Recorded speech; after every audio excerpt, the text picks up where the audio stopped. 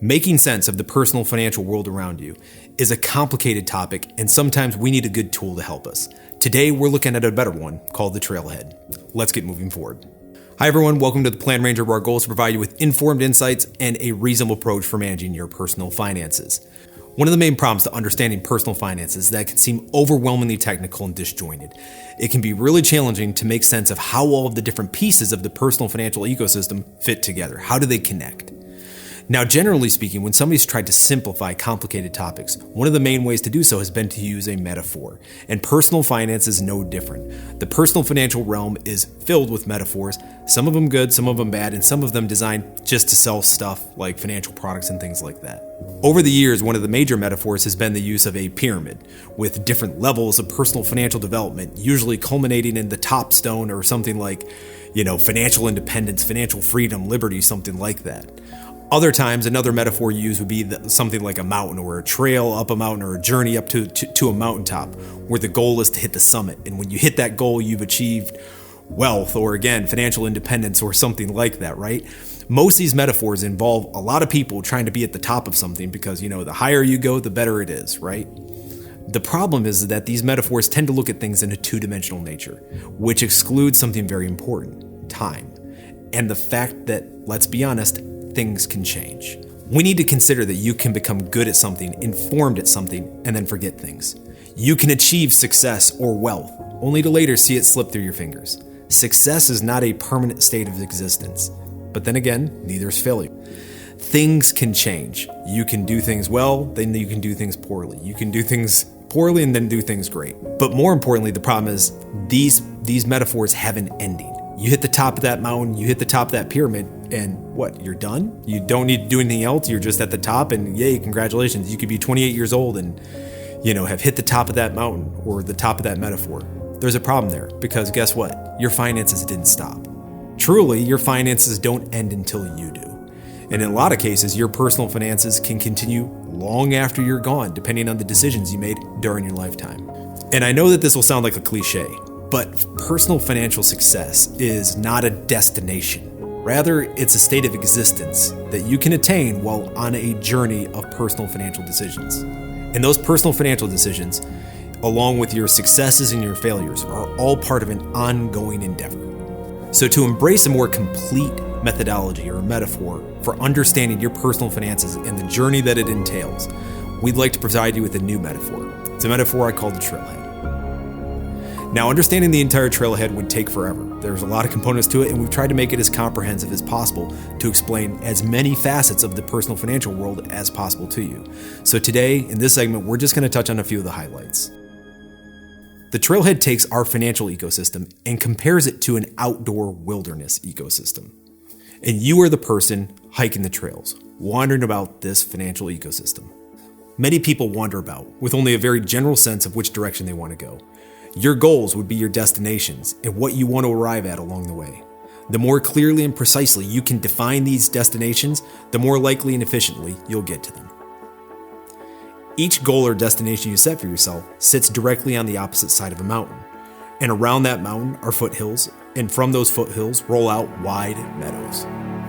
These three options represent the basic trails you could take to arrive at your destination.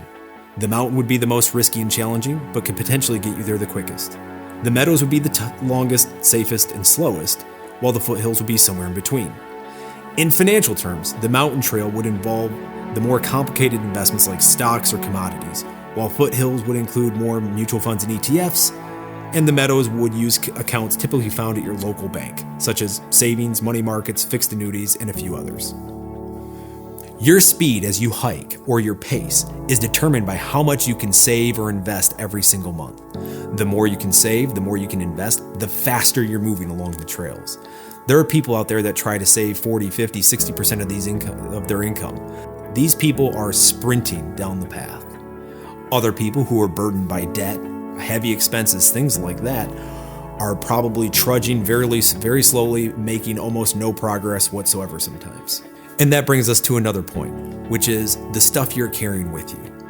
You're carrying things with you. These things are your expenses. And the more you're trying to carry with you, by definition, the slower you're going to move. And this is reflected in the fact that you're moving slower along the path. Some expenses are huge, like a mortgage or a car payment or something like that, college tuition. Those things require credit or your backpack to carry those heavy objects along the trail with you. You may be out there walking the trails by yourself, or you may have family members with you. You may be the breadwinner for that family. So the question becomes, what happens if you were to die or become injured on the trail and you couldn't carry the expenses for your family anymore? In this instance, you may need to have an insurance policy to protect them, to make sure that if something happened to you, they're not left to fend for themselves, stuck on the trail with more expenses than they can manage. Along the trails, there are guides or financial professionals that can help you manage the trails, offer access to exclusive trails, and help you watch out for pitfalls. You can hire these guides, or you can try to navigate yourself based on the stars above using celestial navigation, or what we would refer to as the basic rules of personal finance. While looking overhead, you may notice the weather. Is it sunny, cloudy, storming? These weather conditions that you are about to venture through would be the conditions of the market or economy.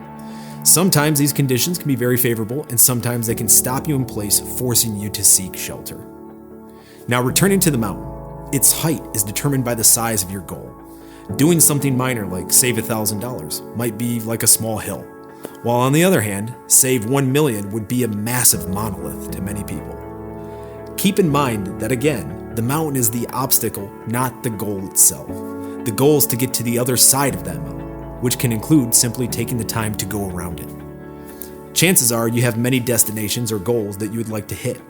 Properly planning your financial life is like charting a course through a ridgeline of all these different mountains, trying to find the most efficient and effective way for you to hit your destinations. The main takeaway there, though, is that just because you hit a destination, it doesn't stop. There's no hitting the top of the mountain and then you're done. You arrive at a destination and then you may choose to wander after that, or you might be pointing off in another direction, ready to go over or around another mountain to another goal, another place you want to arrive to. But your finances don't stop just because you arrive at a destination. It's entirely your choice. But what really matters here is that even when you hit your destination, even when you arrive at your goal, there are still decisions that need to be made. There are still trails that need to be taken. Every decision you make financially can be represented by the trailhead. And that's what this is all about, helping you to understand the financial ecosystem around you, to be honest with yourself, to know more about who you are and the trade-offs involved with every decision that you're going to make. The trailhead is a metaphor that's designed to help you make informed decisions and to take a reasonable approach for managing your personal financial life. And just like a national park would have a park ranger to provide you with information and guidance, you have a plan ranger, here to provide you with an understanding of the financial decisions around you. We're here to help you chart an understanding of your personal finances. We look forward to joining you on the trails and to help you in whatever way we can. Joining us and your fellow hikers is simple. Just click the subscribe button below to be notified when we post new content geared to help you find your way through this financial ecosystem. So until we meet again, thank you for taking the time. We hope this helped.